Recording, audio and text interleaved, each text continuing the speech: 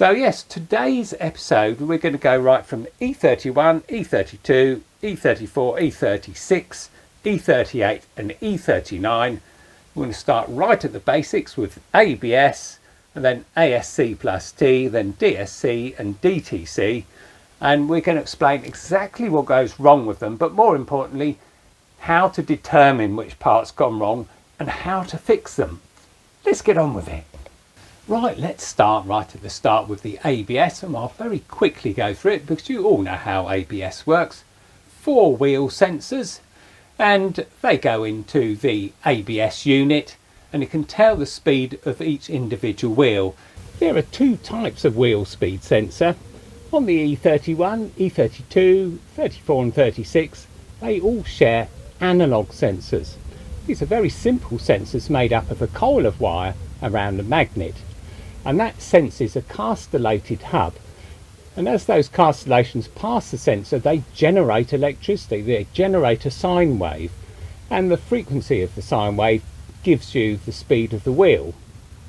Now when we get to the E38 and E39 and all subsequent cars, on my E64 there, they use digital sensors. They're Hall effect devices. Now, a Hall effect device normally needs 3 wires. It needs 0 volts, 5 volts and the signal output, but they only use 2 wires. Now, the good thing about Hall effect devices is they work down to 0 RPM, so you can get the wheel speed straight away as soon as the car gets moving, unlike an analog sensor which needs a certain speed, which is why the ABS doesn't work below a certain speed. But they still use a 2-wire system on the Hall effect devices. So instead of 0 volts, 5 volts and signal, they use a 5 volt supply, and the second wire is both 0 volts and the signal. So as the wheel rotates, 5 volts stays at 5 volts and 0 volts pulses up to 2.5 volts. So it's still got enough voltage to run the Hall effect device, but it still gives that square wave signal output to the ABS module at a voltage that it's quite easy to understand, right down to 0 RPM. Now you stick the brakes on and one of the wheels slows down a lot more than the other, we know that's losing traction. So what it does is it releases the brake pressure and then it puts it back on again and does it in rapid succession to keep that wheel rotating so you're not losing traction. That's when you feel the thump through the brake pedal. Now an interesting point in this is, of course, I said it lets some of the pressure out of the brake, which it has to release the brake. Yeah, but where does that pressure come from? Well, it comes from the bomb, which is the reservoir for fluid pressure. But more than that, we have to have something replenishes the pressure all the time, because of course we're letting pressure out of the system, and at some point of course the bomb will run out of pressure and it would all stop working. Your brakes would stop altogether and you go sailing straight round the corner and off into the canyon. So yeah, to stop that happening, it has a pump which is quite often called the pre-charge pump, but it really is there to keep the whole brake system pressurized, and that pump has to work for the system to work as a whole, and that's true for ABS all the way up to DTC. It doesn't matter which system you've got, it's got to have a pump of some sort. And on the E31 it's the pump that generally goes wrong rather than anything else. Okay, so if we then move on from ABS, so we understand ABS, 4 wheel sensors, a module that measures wheel speed, and a hydraulic unit can then let pressure off on individual wheels. Okay, so then we move on to ASC+T. We've talked about this before. The big difference is it can put brakes on when you haven't got your foot on the brake pedal, and it does that to get stability round a corner. More importantly, it allows you to put power on in the corner, because as you're going around a sharp right hand corner, of course the inside wheel on the right is losing traction because it's got very little weight on. And what the ASC+T does is puts the brake on that wheel so that the differential can then divert its torque to the wheel which has got traction. Now if we've got no traction on this and we put the brake on, the drivetrain has to provide torque to overcome the braking action. And because of the 50-50 split, then 50% of that torque is also transmitted to the other wheel to help you get round the corner. So again, it's stopping the loss of traction because it puts the brake on that wheel. It does it with very little electronics. It just relies on the wheel sensors, doesn't rely on anything else. So again, because it's putting brake pressure on, it needs a pump to produce that pressure. And again, it's the pre-charge pump. Now we move over to dynamic stability control and things get a lot more complicated, but it's still quite simple in its operation. It just is complicated by many more sensors. First of all, there's a steering sensor so that the DSC unit knows you're going around a corner and then realizes that the inner wheels are probably going to start losing traction first. And then what it can do is put brake on the outside front wheel to arrest the motion of the back and put the brake on the inside wheel, and that retains stability around a corner and also snubs off a bit of speed as well to make sure you go safely through the corner. But as it says in the owner's manual, you can't get away from the laws of physics, I'm afraid. If you go straight into a corner and then expect the DSC system to get you around it, nah, it's not going to do that. You're going to go off into the canyon again, I'm afraid. Okay, so that's DSC. Okay, so what's DTC? We've been through ASC+T and DSC, which needed a lot more sensors. What does DTC do for you that the others don't? Well, it's the dynamic traction control. Now, in a situation where you're on a snowy surface and you need to get going, you need the rear wheels to spin up a bit to dig into that snow. Now, ASC+T and DSC won't allow that. It will just cut your engine power by shutting the secondary throttle butterfly or by putting a brake on one of the wheels to try and get traction again, but it won't allow you to spin up the rear wheels.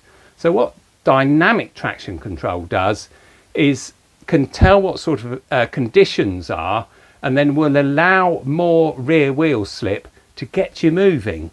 And once you're moving, it will then reel back in the amount of rear wheel slip you're allowed to stop you coming off the road again. So that's why it's called DTC, because it's dynamic.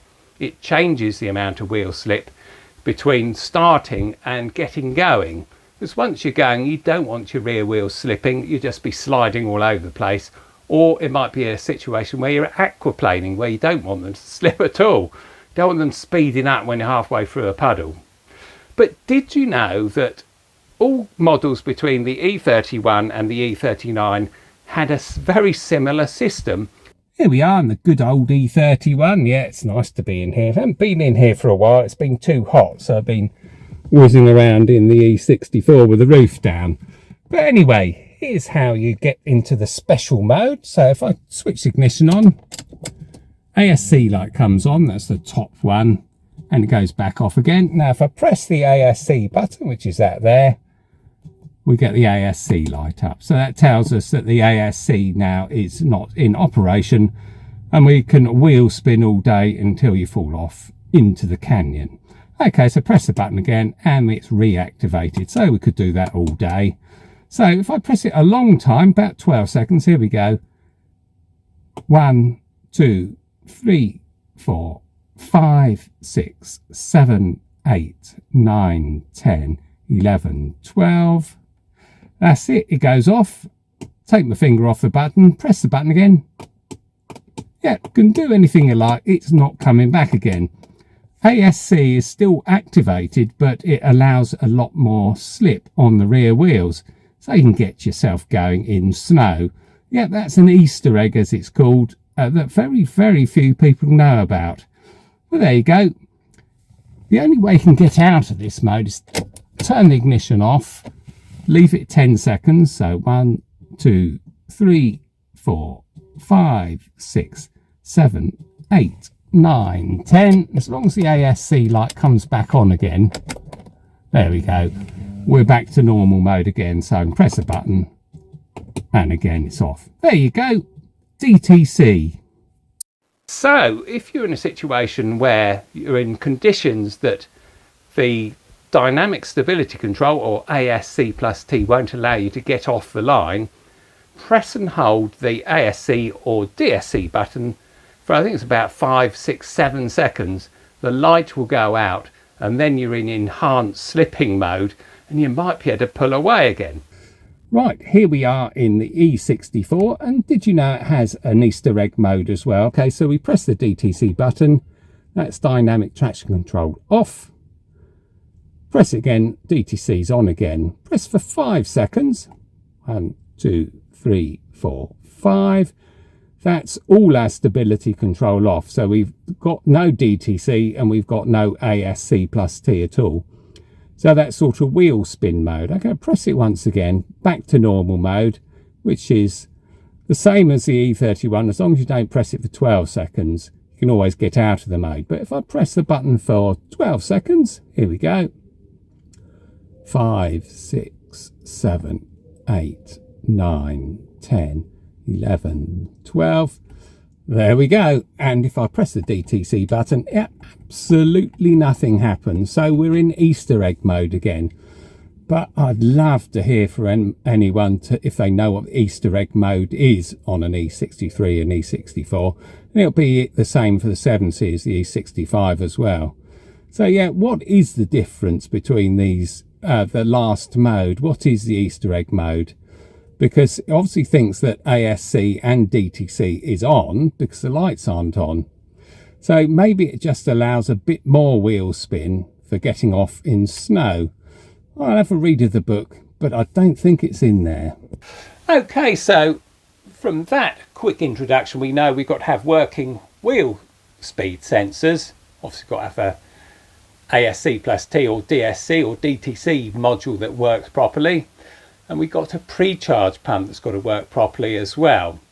In addition, with DSC, you have to have a steering angle sensor, and that's programmed to the rest of the system. So you can't just go changing bits of the car and expecting it to work, because it doesn't. Everything has to be coded to it. And the Bosch module from the DSC system contains the VIN of the car and the mileage of the car and other information. But more importantly, the calibration of the steering wheel sensor. All well and good, T-shirt Tim, but you haven't told them how you diagnose which part of the system has failed. So I'm going to have to now. Well, first of all, we can have a look at percentages, and that's quite often all the mechanics do on these cars. Percentage probability of something going wrong. Now on the earlier models, that's E31 to E36, it's nearly always the pre-charge pump if you get the 2 warning lights, that's ASC and brake warning light or ABS.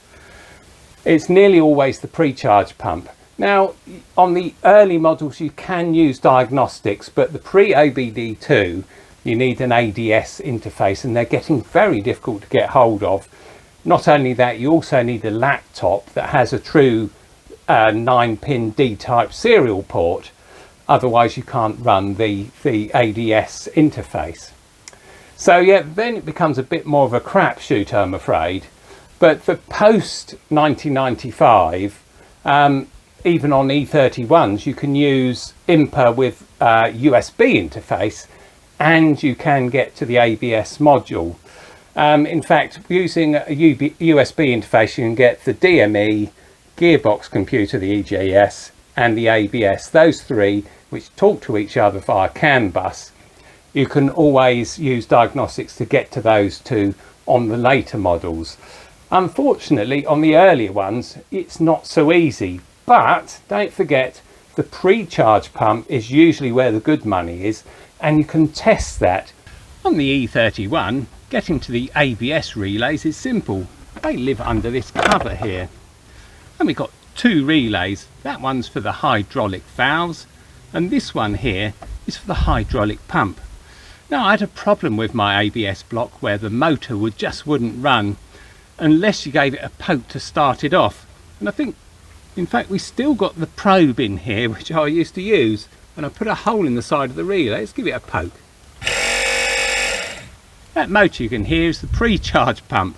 Yep, and I used to have to do that about once a week to keep it going, because it's used so infrequently. So yep, that'll be in MeekNet, and yep, I'll poke it again. That's working nicely. Now, although we've got easy access to the relay so we can check the pump works, that's really simple and very handy. The main problem is, of course, is the ABS block is actually under there, and so you can't get to it from the top. You can just about get to the connector if you're lucky, but it all has to be accessed through the wheel well. So the wheel has to come off, and then the wheel liner can be removed, and then you can get to most of the hydraulics there, and you can get to the motor too. Bit easier removing the wing, but it's not normally necessary. The 2 times that I've had this done, all that happened was the wheel and the wheel liner was removed, and then all the work could be done from inside there.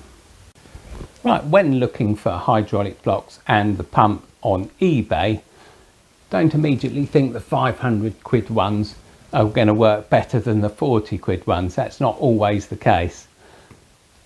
From that picture I can tell that I haven't taken these screws out here, and that means they haven't reconditioned the brushes or anything like that. So I would avoid that one because it's 500 quid. That's a lot of money. Much better to pay 60 quid to get one exactly the same. Motor hasn't been undone, brushes haven't been replaced, but when it gets to us we can actually check that the pump works.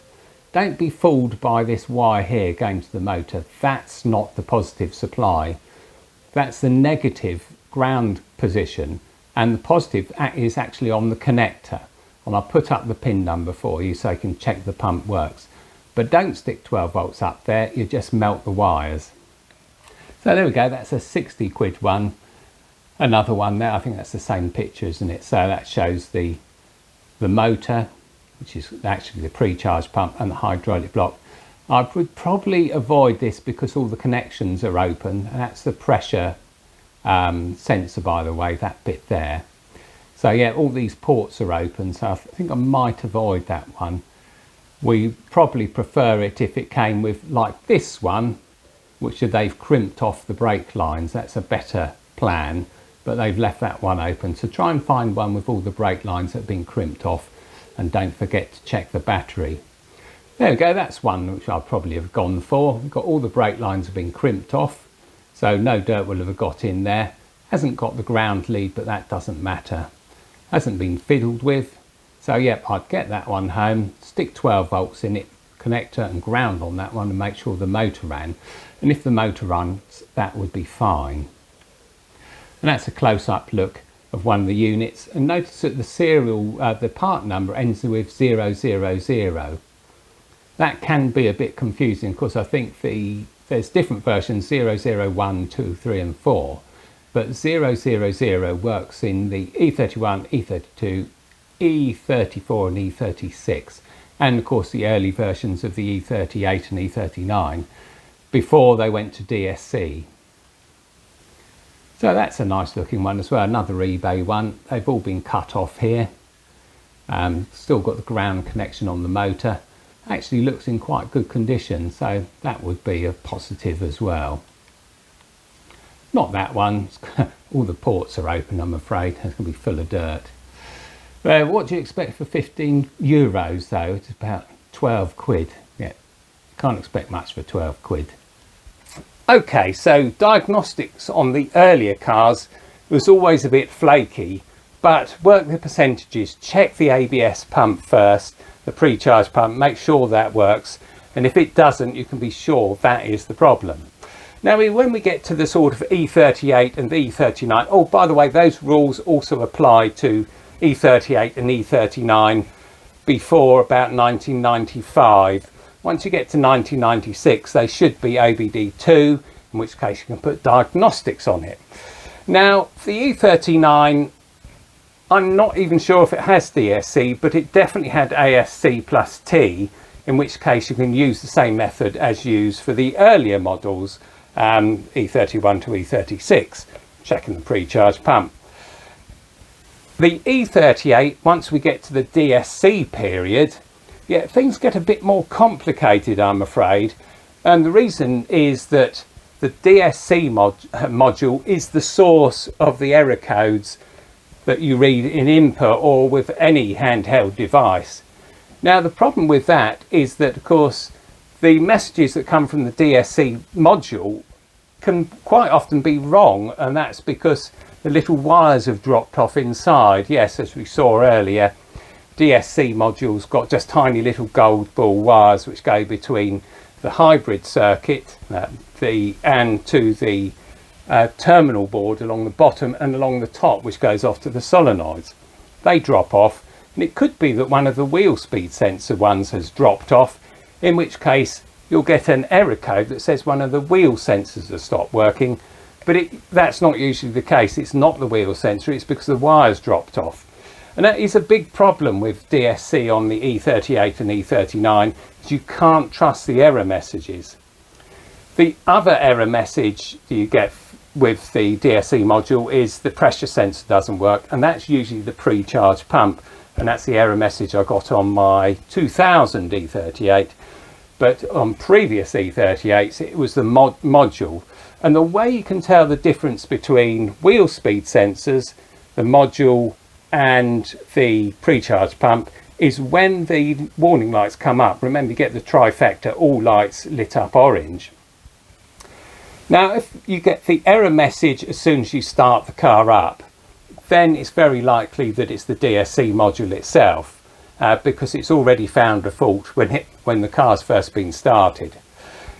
The other point with those sort of problems with DSC module is they do go wrong sometimes when they're hot, and they get better when they're cold, and that's the wires expanding and contracting just coming off the pads. In those sort of situations where things just suddenly go wrong when the car's hot, that's the DSC module 99 times out of 100. Now of course wheel speed sensors do go wrong.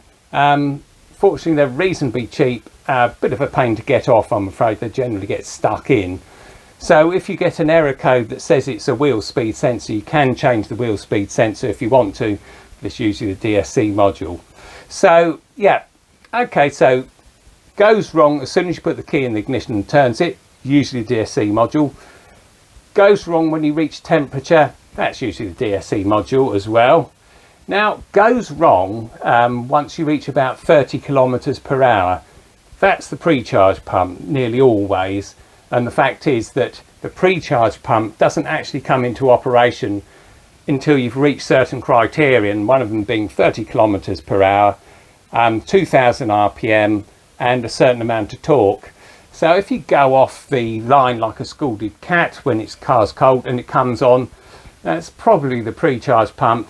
And then if you try pulling away slower the next day and it comes on when you reach 30 kilometers per hour, and that's still probably the pre-charge pump.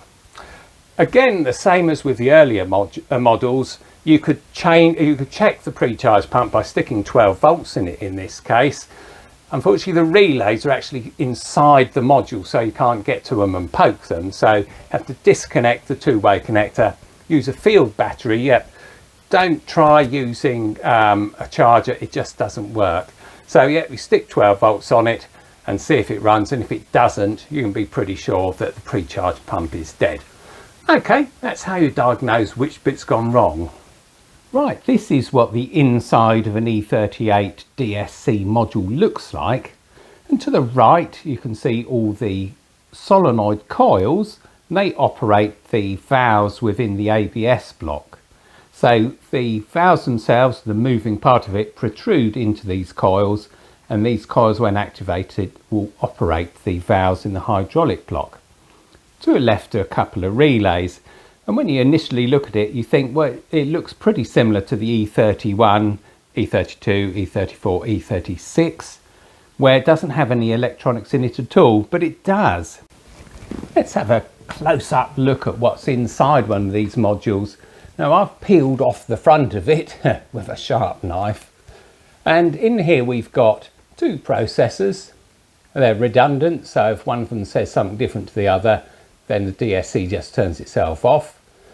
A couple of big power transistors over this side, but more importantly is all these terminal connections. So you can see these little wires, they go off between the hybrid circuit, which is this square thing here, and they go to the solenoid, so they operate each of the valves in the hydraulic block. Not only have we got all of these wires here, they've all been replaced. You can see they're very silvery, where the original ones are gold, but we've got this whole lot across here as well. and down here, and you can see this has been repaired. So this has been repaired by Module Masters, or one of the other companies that used to do them a long time ago, and that's the repairs they make. They can't repair any of the hybrid circuit. That's pretty obvious.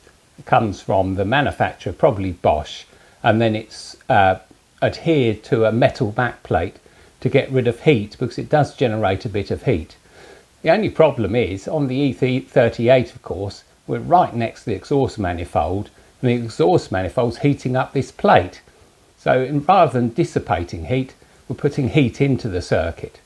And then it's got this jelly-like substance all the way around it, which you can see being sort of removed in some places. That's meant to hold all these gold ball bonded wires in position.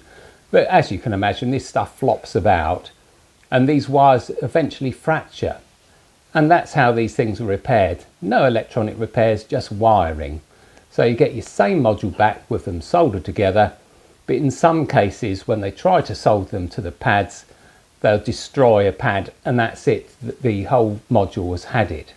But there you can see how these companies managed to repair these, just solder new wires on here and there. Right, so next we'll have a look at the way you get that module out of your car. You can actually run the car with the module removed, but the speedo doesn't work, and quite a lot of other things don't work, and of course your ABS doesn't work either. So we start by removing the air filter, the top of it. So there's, on some models at least, there's a pipe that runs here, and you need a screwdriver to remove that pipe. Once you've removed that, undo all the clips, and you can remove the top of the air filter. On subsequent occasions of replacing the DSC module, I remove the bottom half of the air filter, and I'd certainly advise that because it makes it a lot easier. Right, next thing, big flat bladed screwdriver, push the holder across, which holds the connector in place, pull it out, and then lift the connector off and away. Now, this is where we unscrew the electronics and the solenoid coils away from the hydraulic block. So we can see the hydraulic block there. This is the electronics, that's the connector. I think there are 6 bolts, they're all Torx, and the ones down the bottom are very difficult to get to.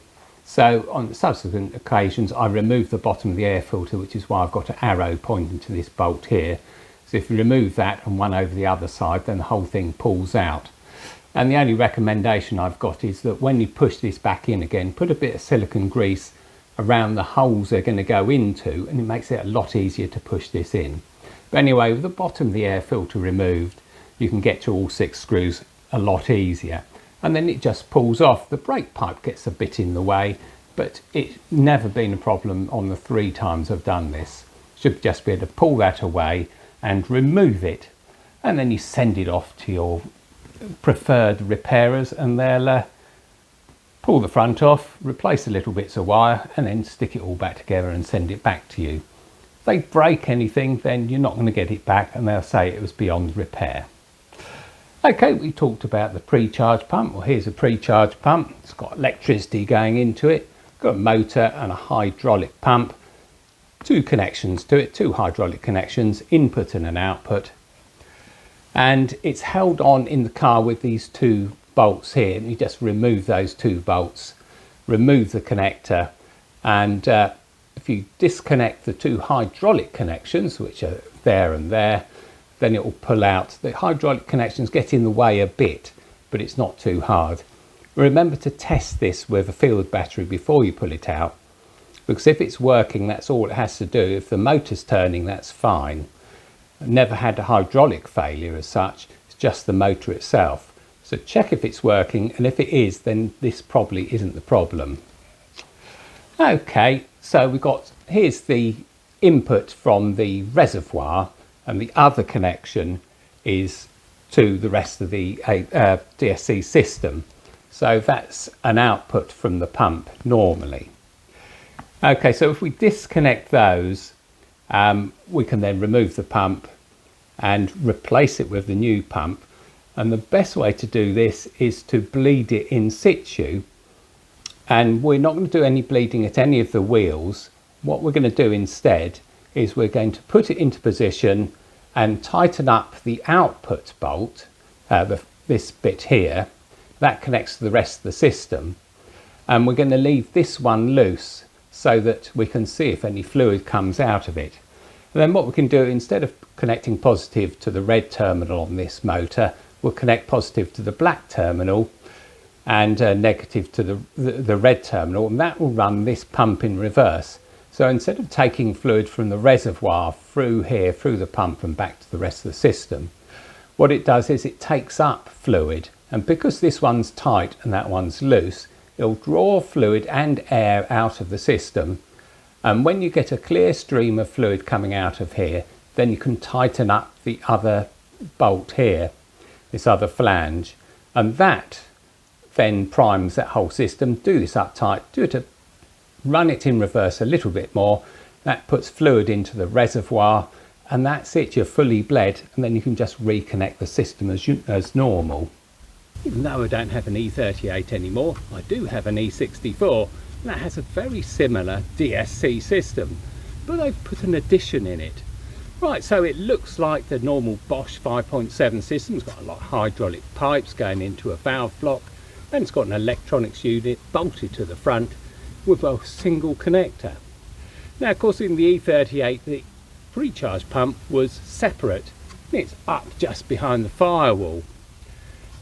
On our unit on the E64, we've actually got a pre-charge pump built into the ABS block. So this is a completely self-contained system. Not only does it contain the electronics and the ABS block, it also contains the pre-charge pump. Well, thanks for all the comments. Put a thumb up if you enjoyed the video, and I'll see you next time.